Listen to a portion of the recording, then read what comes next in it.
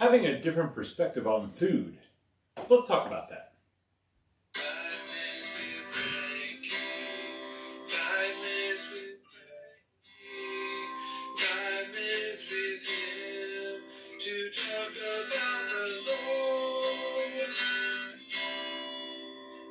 Yeah.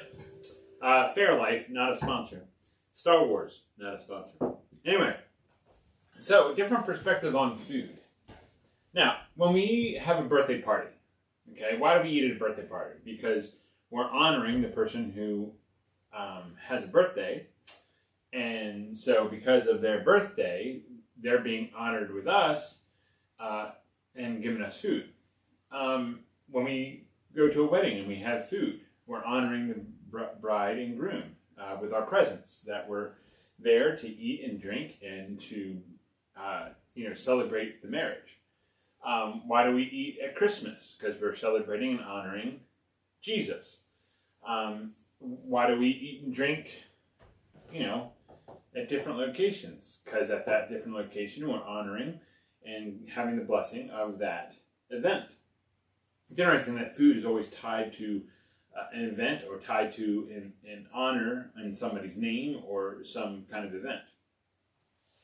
And so, having this operation and looking at food in a different light, food is something for nourishment, and then taste is secondary. If we do taste first, we're going to eat everything that's not really good for us because we have this ingrained knowledge that food should taste good all the time, which it should, but our first priority is nourishment. Our second priority as Christians should be honoring and giving honor to those who we're celebrating.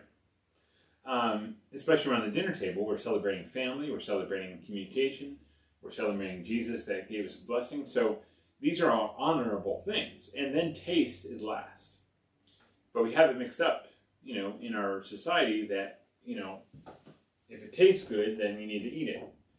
Not necessarily. Or you can have moderation. Moderation is a great term to have as a Christian when you're eating food. You can have a little bit of it, but we always have these like huge burgers, huge plates, huge meals, and moderation is the key. Why am I talking about food and drink? Well, everything that we do has a higher purpose than just eating and drinking. As a Christian, there is a certain, whatever we put in our body should be honoring and glorifying God first, and then whoever or whatever event we have. And why do you say this, Frankie? Well, 1 Corinthians 10:31 says, so whatever you eat and drink, or whatever you do, so any action that you do it all for the glory of God. So what we eat and drink and what events we do or actions we take during the day should all be to the glory of God. So we have to question ourselves. Is me drinking enough to get drunk off of alcohol? Is that honoring God? Is that glorifying God? Is eating until I'm so heavy that I'm hurting the temple of God with the body? Is that really glorifying God? If I'm gossiping or lying or hurting or cheating or adultery, does that really glorify God? Whatever our actions, whatever we eat and whatever we drink should be in the glory of God. So I have water here. I have protein drink to keep my body fit. And so those two things are in the glory of God because that keeps my body healthy. Instead of me drinking 8 of them, I just drink 1 of them. So moderation comes in. So there's a whole perspective shift as Christians. What are we eating? What are we doing? And what are we drinking? Is it for the glory of God? And I think that's a question we have to ask every time we have a meal, every time that we're at a party, every time that we're sitting at home. Is this going to bring glory to God?